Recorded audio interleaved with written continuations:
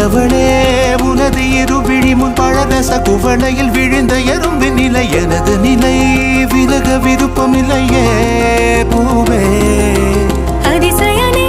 பிறந்து பல வருடம் அறிந்தவை மறந்தது எனது நினைவில் இன்று உனது முகம் தவிர எதுவும் இல்லையே அன்பே வேறாரும் வாழாத பெருவாழ்விது நினைத்தாலே மனமெங்கும் மழை தூவுது மழலையின் வாசம் போதுமே தலையினில் வானம் போதுமே ஒரு கணமே உன்னை பிரிந்தால் நோய் மலர்ந்தே போகுமே நீதானே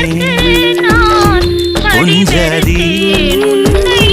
நானே உன் சரிப்பா